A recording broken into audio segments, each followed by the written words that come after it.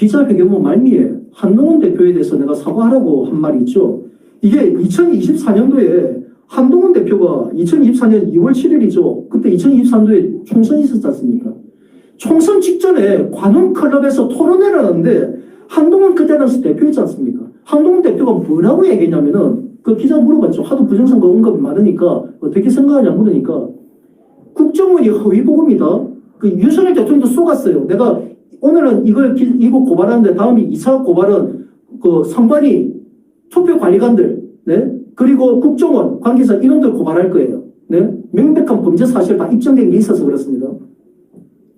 자, 얘네들 그때 국정원이 그랬죠.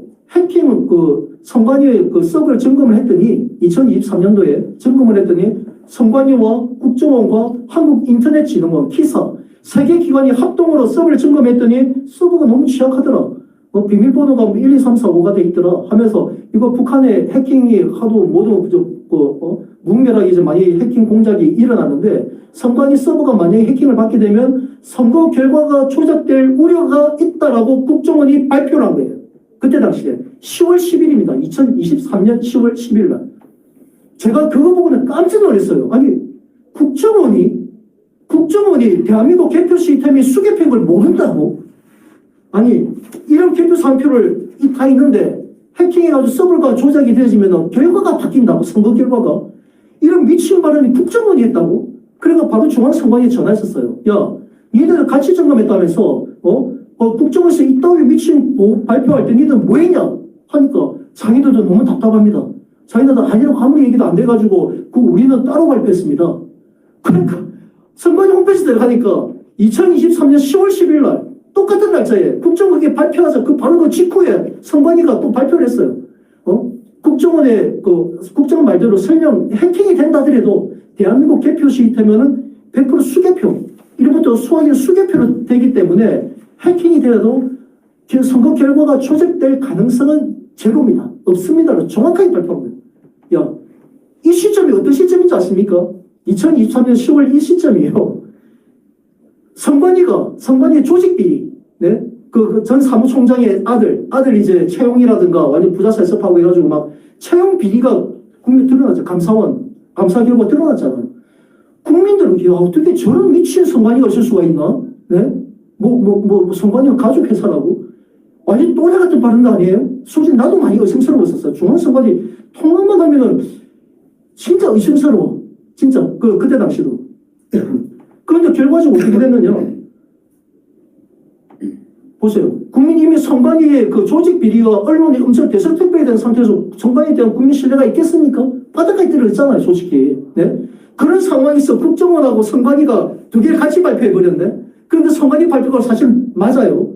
진실이에요. 국정원이가 거짓입니다. 거짓은. 그런데 이렇게 발표하니까 누구 말 믿겠습니까? 선관위에 대한 신뢰가 떨어졌는데 국정원 말 안 믿겠어요? 이놈들 이걸 노린 거예요. 국정원에는 국정원 3차장 그 사람이 정말 핵심적인 불순사력이 아니라면 그 밑에 있는 실무자들 이놈들이 뿌락지들이에요.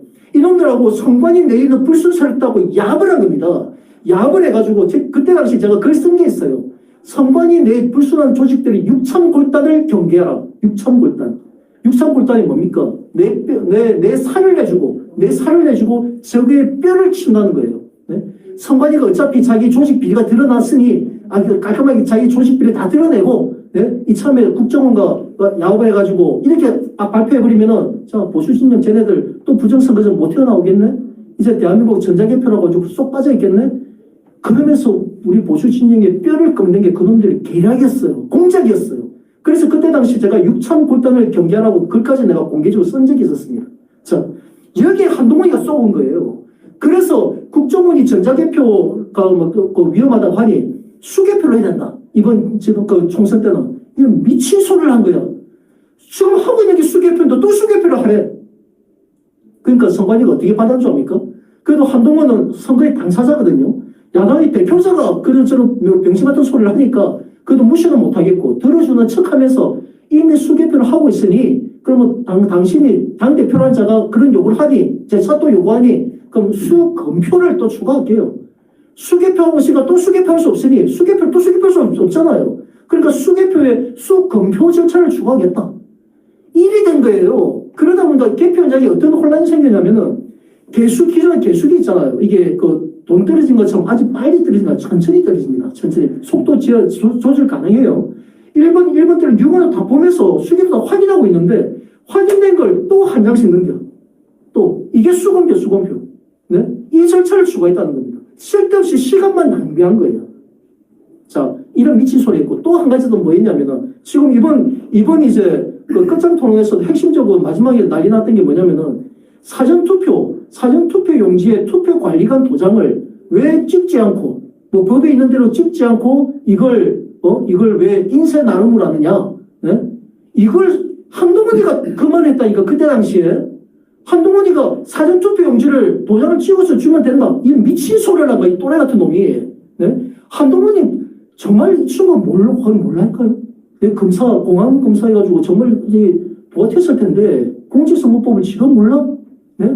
아니 개표 현장 한 번도 안 가봤다고 뭐 그는 왜 이해할 수 있어? 한 번도 못 가보실 수 있는 상관인으로 가보지는 않았겠죠. 최소한 자기 밑에 측근들이나 많을 텐데 왜 한동훈이가 그런 어리석은 발언했는지 자 설명드릴게요. 사전투표 이번에 해보신 분은 아실 거면 사전투표는요 현행법에 읍면동당이 한 군데만 설치하게 돼 있어요. 한 군데만. 읍면동당이 한 군데만. 네? 그러다 보니까 요즘은 우리 원주 같은 경우는 당구동이 인구가 한 5만 가까이 되죠. 4만 5만 되거든요. 인구가 5만인데도 한 군데밖에 없고 저 어떤 어떤 소초면이나 이런 데는 인구가 한 5천 명, 3천 명? 3천 명 있어도 소초면 사무소에 사전투표소 한 군데가 있어요. 네? 이러다 보면 어떤 문제가 생기느냐? 소초면 사무소 인구가 적으니까 한 2대나 3대 넣을 수 있겠죠. 왜 또 관내 투표할 수가 있으니까. 자기 그 지역 유권자가 아니더라도 타 지역 유권자도 와서 할 수도 있기 때문에 한 2-3대가 있으면 되겠지만은 당구동이나 특히 지난번에 또 한 논란됐던 게 그 어디야? 그게 신중동 해가지고 난리 났었죠. 네, 거기 어떻게 병목 현상이 일어나 어떻게 그 많은 사람들이 할 수 있냐 이런 헛소리를 하는데 신중동만 예를 들면은 관내 사전투표와 관외 사전투표 그 라인의 프린트기가 13대씩 있었어요. 13대. 프린트기가 13대라는 거는 13곳에서 유권자를 확인하고 인정하고 프린트를 해가지고 출력해주는 게 13군데, 여기도 13군데, 총 26대의 프린트기가 동시에 가동됐었어요. 그럼 당연히 사전투표 직원들도 많았겠죠. 자, 그러면은 26명의 유권자가 한 번에 본인 그 신분증을 내고 다 인정을 다 해. 인정을 한 다음에 투표용지를 다 받아가지고 하고 투표만 한 군데니까 한 군데 투입만 하고 가는 거예요. 자, 그런데 보세요. 대통령 선거에 한 장 나오니까 그렇다 치자. 출력해가지고 도장을 쫓아다니면서 26군데가 26장을 다 찍어주고, 또 투표하고 기표하고 할 수 있겠지만은, 지방선거는 1인당 7장입니다. 7장. 아시죠? 네? 광역단체장, 기초단체장, 네? 광역시도의원, 기초시의원, 그 다음에 비례, 광역비례, 기초비례, 그리고 교육감. 7장이에요. 7장. 한 유권자는 7장인데, 23대에서 7장이 출력되면 몇 장 나옵니까 도대체? 한 150장 나오잖아. 이거 어떻게 도장을 찍고 다닙니까? 이런 또라이 같은 놈이 어디 있어요 세상에. 네? 그럼 병신 아니에요? 그럼 투표관리관을 왜 찍느냐? 투표관리관 도장을 왜 찍느냐를 딱 알면 돼요.